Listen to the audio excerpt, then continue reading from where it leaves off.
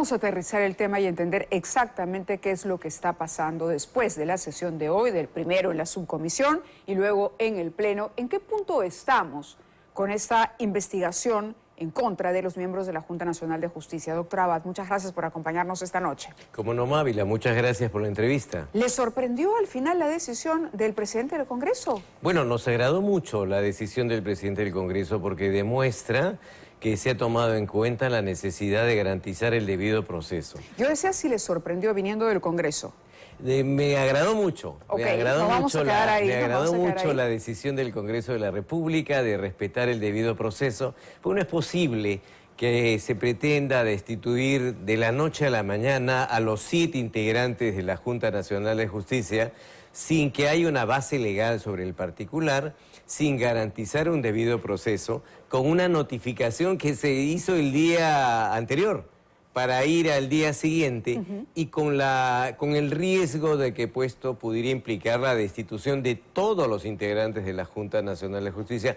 Esto no es un proceso debido y por eso saludo y felicito la decisión del Congreso de la República de no haber llevado a cabo esta votación que lamentablemente, si hubiera prosperado, hubiera significado un quiebre de la institucionalidad democrática en el país. Ahora, se ha suspendido, ¿no? Y se va nuevamente a convocar a los miembros de la Junta, pero esto ya será de aquí a algunos meses cuando se reinicie la actividad en el Congreso. En la subcomisión de acusaciones constitucionales, sin embargo, ¿cómo va la situación? Bueno, la Junta Nacional de Justicia ha sido objeto de varios cuestionamientos en el Congreso.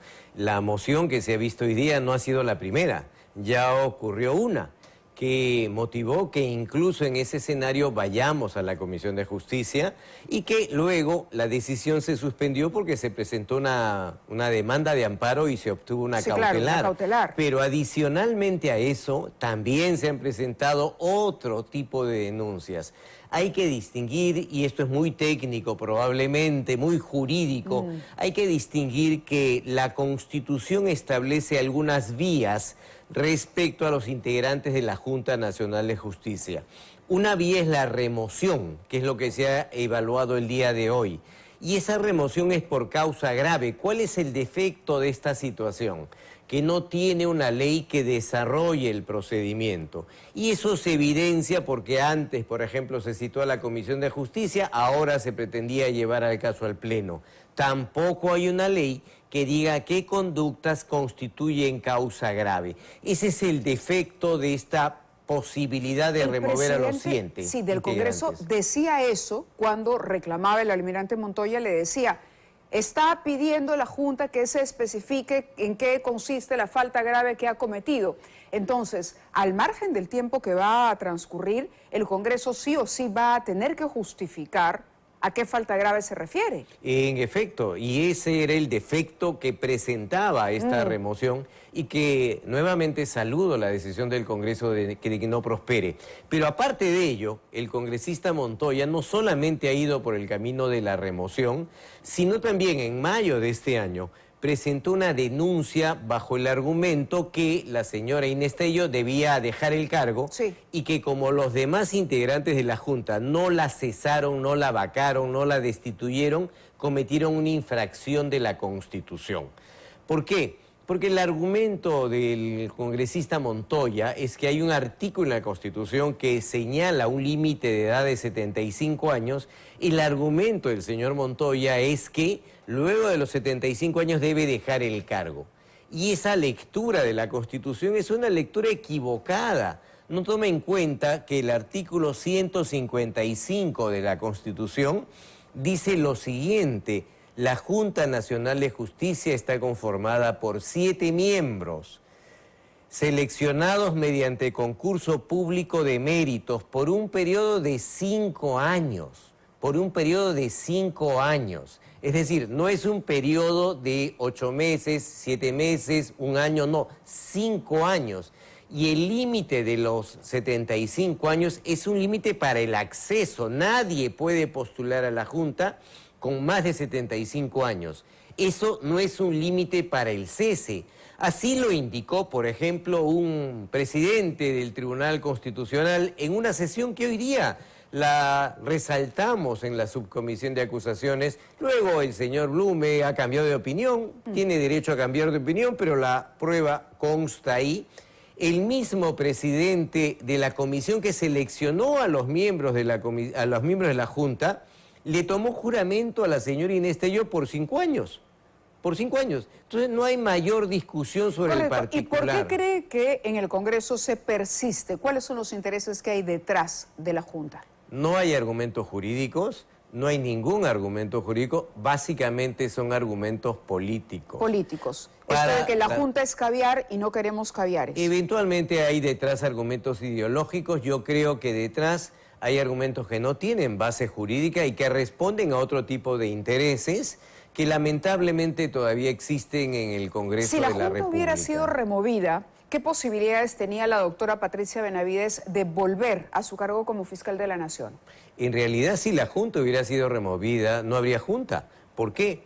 Porque de los 7 suplentes, por lo menos hay 2 que tienen más de 75 años. Y como el límite es para el acceso, no podrían asumir el cargo. Con lo cual, y además es probable que varios suplentes o algunos suplentes no quieran asumir el cargo en estas condiciones. Porque si esto hubiera ocurrido, saben perfectamente que mañana más tarde cualquier decisión de la Junta Nacional de Justicia que no le guste al Congreso va a significar su inmediata remoción. En consecuencia, a lo que se apuntaba era que la Junta no funcione y que esté desactivado el sistema de evaluación, el sistema de designación de jueces y fiscales, que sea un caos. Y en consecuencia luego, por ejemplo, aprobar una ley que reorganice este sistema y de esa manera diseñar una junta a la medida. Y esto sería lamentable y felizmente, y por eso saludo la decisión del Congreso, de que una decisión de remover sin que exista causa grave alguna, porque en realidad la razón que se alegaba era la suspensión de la señora Benavides. A eso iba, sí. Por eso le hacía la pregunta. En caso de que se hubiese removido la Junta, ¿se anulaba la decisión sobre la suspensión de la doctora Benavides? Eso no implicaba esa anulación en absoluto. La remoción es de los 7, sería de los 7 integrantes por la decisión de suspender a la señora Benavides, claro, pero eso decían, no pero no va a pasar significaría nada porque entran los suplentes. Y los suplentes van a seguir, es decir, la Junta va a continuar como si nada. Era el argumento cuando hemos preguntado. Lo cual es falso. Lo cual es falso. Entonces usted dice que detrás de esto en realidad se sabía que iba a ser muy difícil y que al final el Congreso iba a tener que intervenir para elegir a nuevos integrantes de la Junta. ¿Eso era? Era una posibilidad, no tanto el Congreso de la República, porque no le corresponde, sino la comisión especial. Claro. Que la preside ¿quién? El actual defensor del pueblo, que sobre el tema no ha dicho nada. Un defensor del pueblo que no defienda la institucionalidad democrática no es defensor del pueblo. El fiscal de la Nación actual ha anunciado 8 medidas ante eventos críticos que afectan al Ministerio Público. ¿Qué opinión tiene sobre los anuncios que ha hecho Juan Carlos Villena? Bueno, me parece muy bien. Y los primeros cambios que ha hecho. Me parece muy bien, es indispensable garantizar que el Ministerio Público actúe con objetividad y de esa manera garantizar que pueda cumplir su misión. ¿Por qué ha ocurrido todo esto? Por una investigación, por una investigación del Ministerio Público. ¿Por qué se conoció los hechos de corrupción que ocurrieron en el 2018? Por una investigación del Ministerio Público y del Poder Judicial. Si no tenemos jueces y fiscales independientes e imparciales que puedan investigar la llamada criminalidad gubernativa, aquella que usa el poder para cometer crímenes y graves delitos, no hay forma que se pueda luchar contra la corrupción. Por eso me parece valiosa la decisión del nuevo titular de la Fiscalía de la Nación. La doctora Benavides, hay quienes dicen, pero no la habían investigado, se estaba investigando al asesor, no a ella, todavía no hay una prueba, está hablando un colaborador eficaz, pero no nos olvidemos que este señor es un colaborador, alguien que quiere beneficiarse con la norma, pero no tenemos por qué creerle. ¿Por qué era fundamental la suspensión de Patricia Benavides? Por varias razones, comencemos. Primero, se ha dicho que esto no está regulado, que se ha cometido una ilegalidad, que es lo que afirma la moción. Eso es falso. Falso, ¿por qué? porque la ley orgánica de la Junta Nacional de Justicia y la propia Constitución le otorga potestad disciplinaria a la Junta Nacional de Justicia. Y la ley le permite desarrollar sus reglamentos para el mejor funcionamiento de la Junta Nacional de Justicia.